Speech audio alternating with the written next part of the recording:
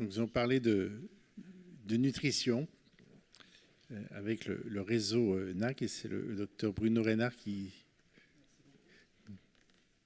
va nous introduire ce sujet. Merci beaucoup. Sujet qui a un franc succès généralement auprès de nos adhérents. J'espère que je ne vous décevrai pas. Ce dont je suis sûr, c'est que je ne vais pas mettre du soleil dans vos assiettes. Je vous le dis tout de suite. Non, c'est clair. Alors, moi, je suis gastro-entérologue et nutritionniste. Je travaille avec Gustave Roussy et je représente aujourd'hui le réseau NAC, réseau nutrition, activité physique, cancer recherche. Et donc, vous entendez déjà, et ça a été bien évoqué par les précédents orateurs, le binôme alimentation-activité physique comme un élément clé de la prise en charge du cancer de la prostate. Donc, on va parler d'abord de l'alimentation. Et bon, ça, c'est mes conflits d'intérêts, j'en ai plein. Alors, quels sont les défis des nutritionnistes et des diététiciennes au cours du cancer de la prostate ?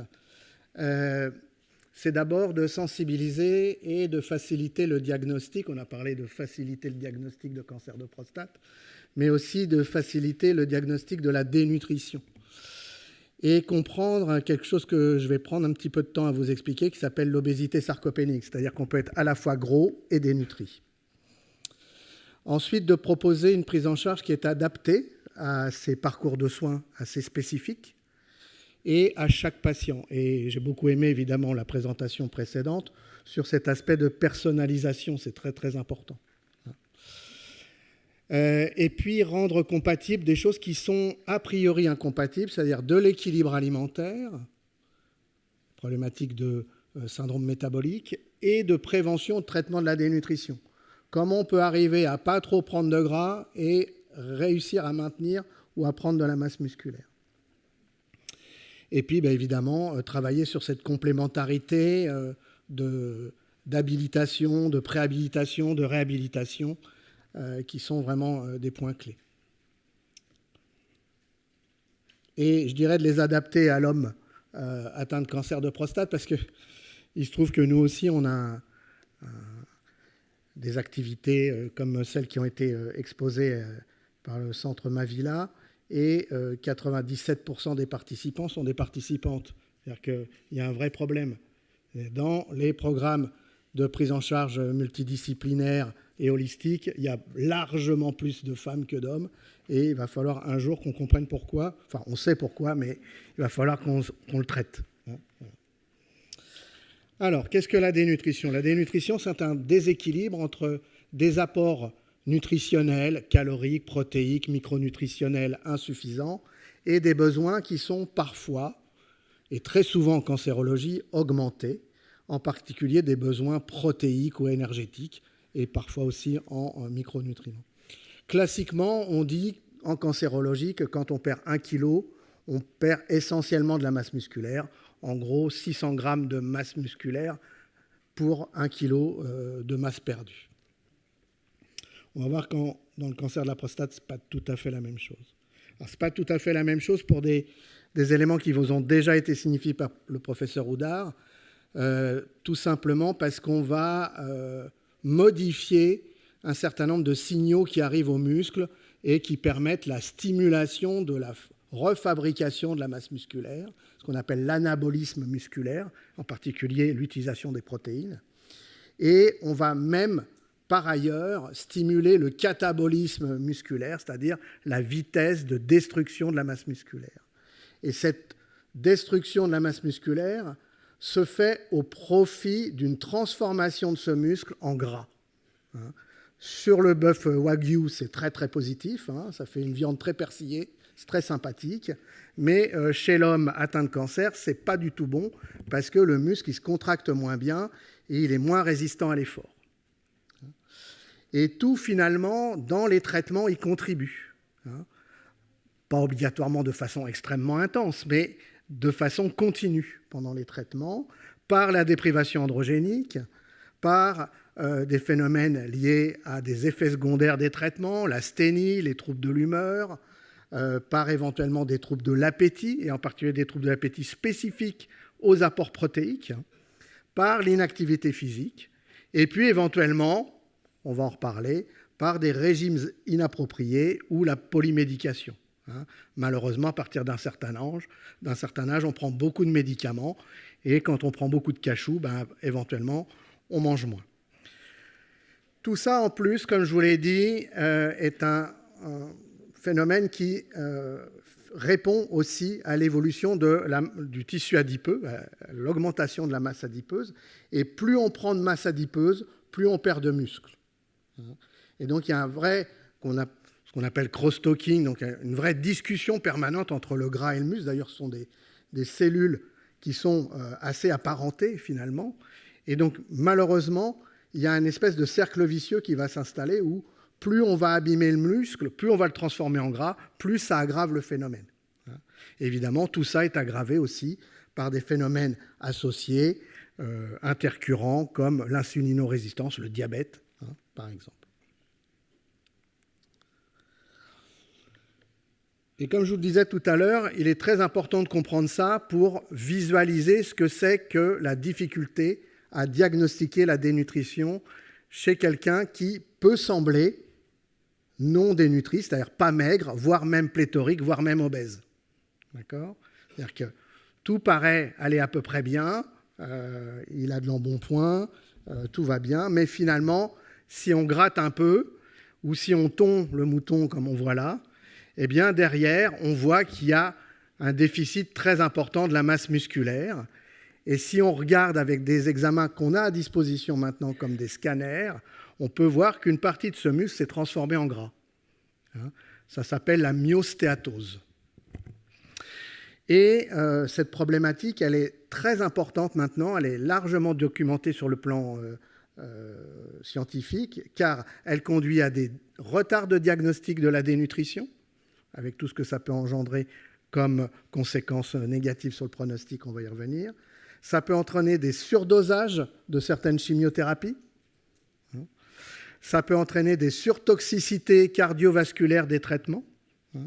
Et dans certaines études, essentiellement des études faites sur des animaux, ça peut entraîner même éventuellement une agressivité tumorale plus importante. Donc ça, c'est tiré évidemment d'Astérix légionnaire, où on voit qu'effectivement, les apparences peuvent être trompeuses et il faut être très attentif à ça.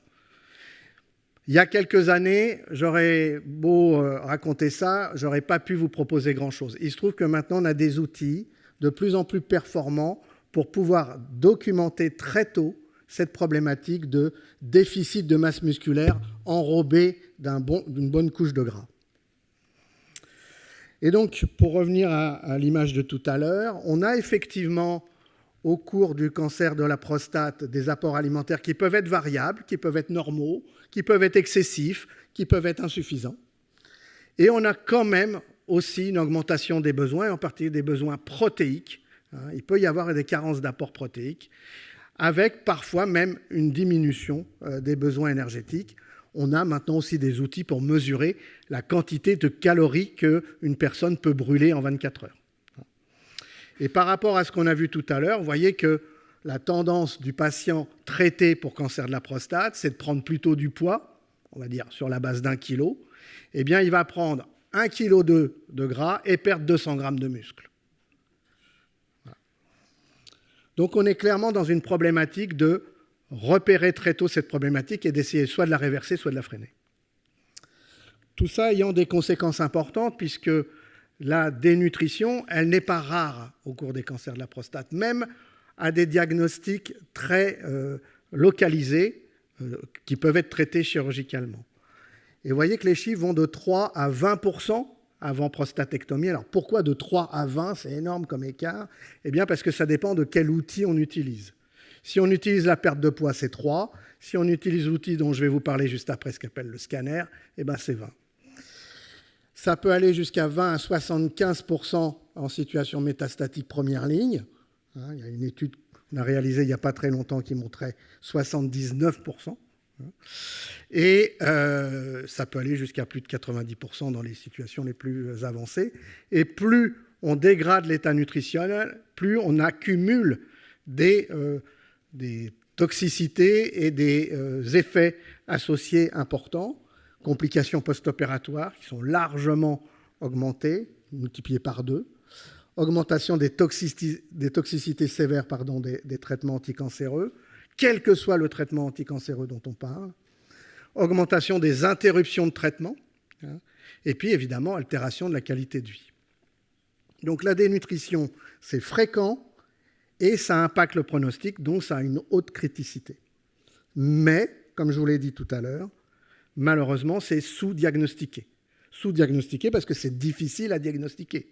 Pas parce que les cancérologues sont mauvais, bien au contraire. Mais malheureusement, les outils qu'on leur fournit sont probablement pas assez performants pour le faire. Et il y a un tiers au moins des patients dénutris qui ne sont pas correctement détectés au cours des traitements des cancers de prostate.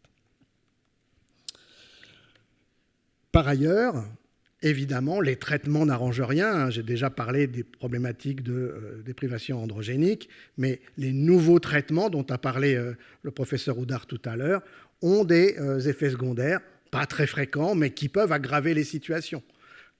Par exemple, entraîner des problèmes d'inflammation dans la bouche, avec des troubles du goût, avec des sensations de douleur dans la bouche. Ça peut entraîner aussi des phénomènes qui vont aggraver qui vont altérer les capacités à refabriquer de la masse musculaire. Ça peut aussi entraîner de l'insulinorésistance, donc du diabète, etc., etc., etc.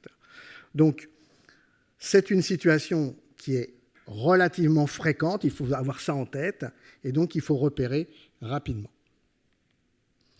Sauf que, comme on l'a dit tout à l'heure, les outils classiques d'évaluation de l'état nutritionnel, c'est-à-dire perte de poids, IMC, vitesse de perte de poids, c'est pris en défaut assez souvent. Donc ce n'est pas très intéressant spécifiquement dans les parcours de soins dans le cadre du cancer de la prostate. Donc il faut utiliser autre chose. Et il se trouve que maintenant, on a plein d'autres choses qui s'appellent les techniques d'évaluation de la composition corporelle. Est-ce qu'on est capable de savoir quel est le pourcentage de gras et de muscles? Alors pas avec la petite balance Terraillon que vous avez à la maison, ça c'est pas suffisamment performant, mais avec des choses un petit peu plus complexes, mais finalement dont on dispose. Et en particulier un machin qui s'appelle le scanner. On a parlé de scanner tout à l'heure, PET scanner, tout ça. Eh bien, on en fait plein des scanners pendant le suivi et le traitement des cancers. Et il se trouve que des gens très astucieux, et en particulier l'équipe de Vicky Barakos à Edmonton, au Canada, ont développé une technique d'évaluation de la masse musculaire sur des coupes de scanner.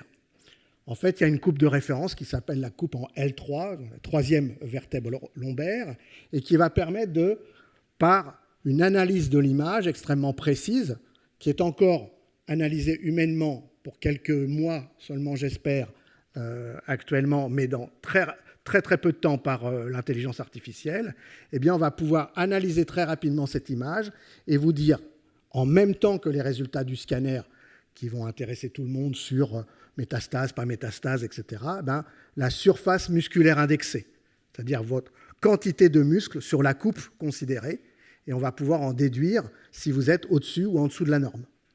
Voilà. C'est une technique extrêmement rapide. Chez un radiologue entraîné ou un praticien entraîné, actuellement, ça prend 5 minutes. Voilà. Donc 5 minutes de radiologue, ça coûte cher, mais avec l'intelligence artificielle, ça va devenir extrêmement aisé et ça va devenir automatique. Donc, repérage extrêmement systématique de ce qu'on appelle la sarcopénie, la perte de masse musculaire. Et ce qui va être intéressant, c'est qu'on va pouvoir analyser la quantité de muscle, mais aussi la qualité du muscle. Et en particulier ce qu'on appelle la densité musculaire, c'est-à-dire l'intensité du gris dans le muscle. Et cette intensité du gris dans le muscle correspond finalement à l'infiltration de gras qui est à l'intérieur du muscle. Et ça, c'est aussi un élément péjoratif, potentiellement, chez les patients atteints de cancer de prostate. On peut faire plein d'autres choses. On peut mesurer aussi les fonctions musculaires. On peut mesurer la force musculaire. C'est vachement intéressant. C'est assez rigolo en consultation à faire. C'est très rapide. Alors évidemment, un scanner, ça coûte cher. Ça coûte pas cher. Ça coûte 100 €.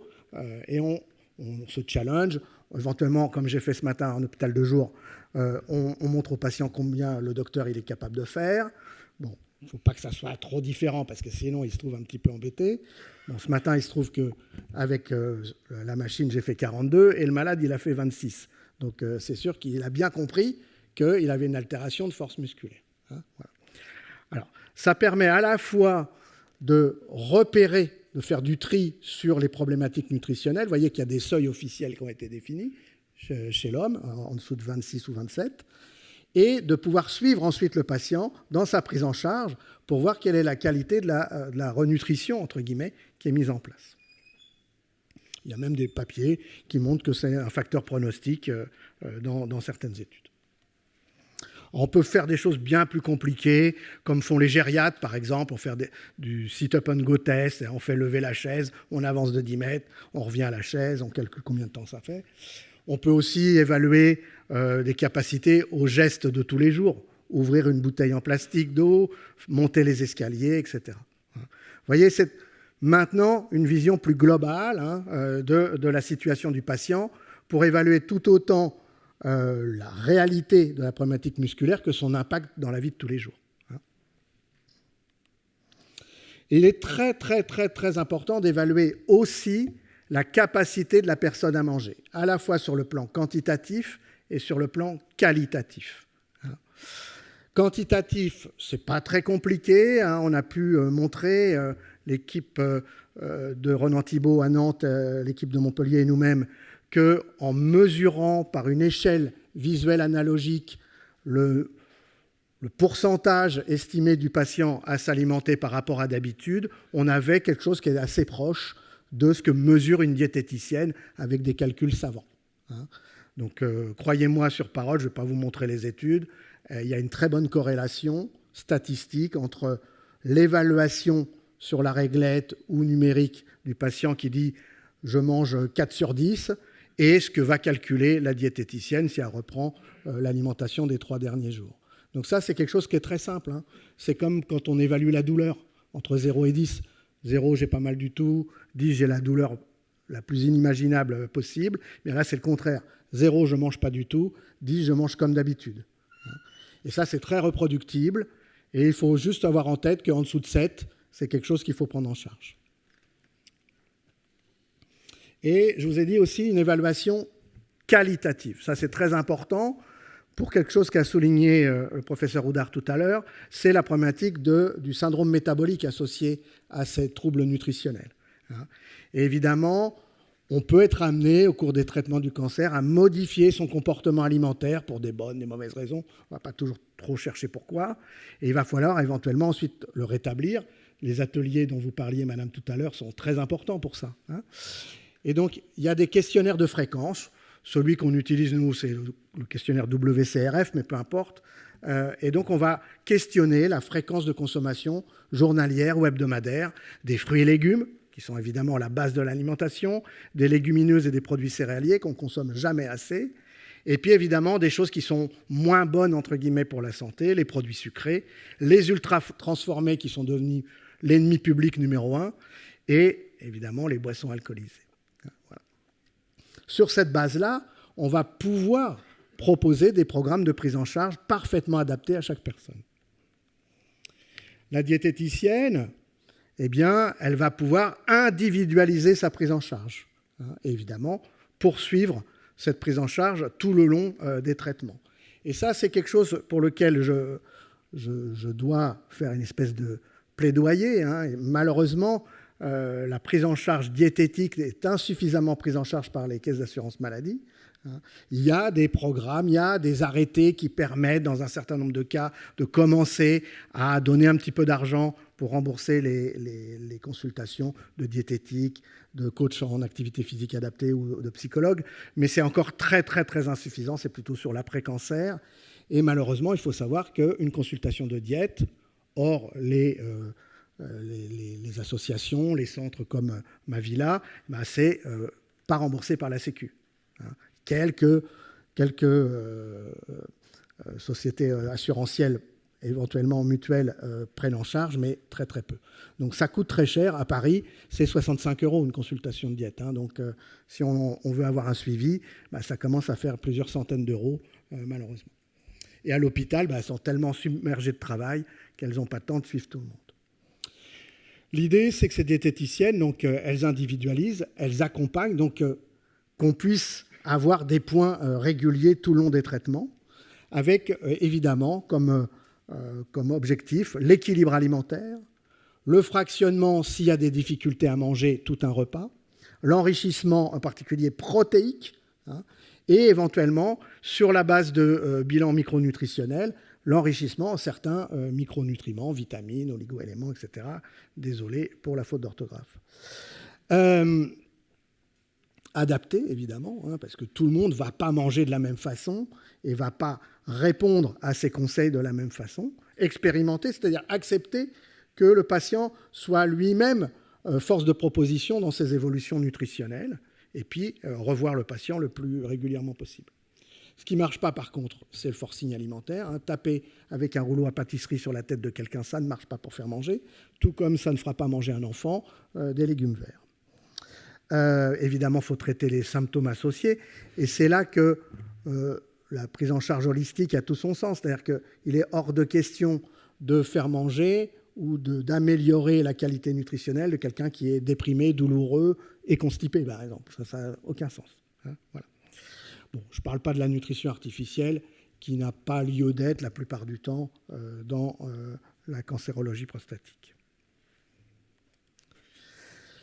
Autre point important, ces conseils diététiques, ils vont accompagner et permettre de discuter toutes ces croyances, idées reçues, toutes ces informations qu'on reçoit en permanence de la part des médias, de la grande presse, etc. Pour ceux que ça intéresserait, le cortisol ne guérit pas le cancer. Pas plus que la curcumine, pas plus que 5 gousses d'ail par jour, pas plus que le thé vert, etc., etc., etc. Tout ça sont des fadaises qui permettent à certains d'écrire des livres qui se vendent très bien, et tant mieux pour eux, mais qui, pour la grande partie de ce qui est écrit dedans, est faux.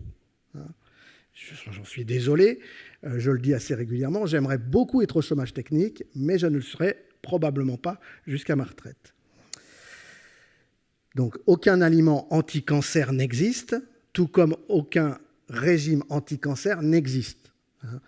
Et il se trouve que j'ai participé, j'étais l'animateur principal, le rédacteur principal du rapport de 2017 sur les régimes de jeûne prolongé et de régime cétogène au cours des cancers. Ça ne marche pas. J'en suis désolé, mais ça ne marche pas. Et par ailleurs, ça augmente le risque de perte de masse musculaire et donc de dénutrition. Donc, ils ne sont pas à recommander. Voilà le report. Parce qu'un régime, par définition, est une restriction alimentaire. Une restriction alimentaire, c'est un risque de carence. C'est un risque aussi de lassitude alimentaire. On va toujours manger la même chose. On va se dégoûter de certains aliments. On va avoir peur de manger certains aliments. Et donc, on aggrave obligatoirement le phénomène, plutôt que de l'améliorer. Ne vous lancez pas dans ce genre de choses. Quelques mots pour finir sur les compléments nutritionnels oraux. Alors, évidemment, chez le patient atteint de cancer de la prostate, sauf cas particuliers qui ne sont pas majoritaires, il n'y a pas de déficit énergétique à proprement parler. Il peut y avoir par contre un déficit micronutritionnel et surtout protéique dont je parlais. Ces compléments nutritionnels, donc à quoi ils vont servir? Ils vont servir surtout à cet apport protéique.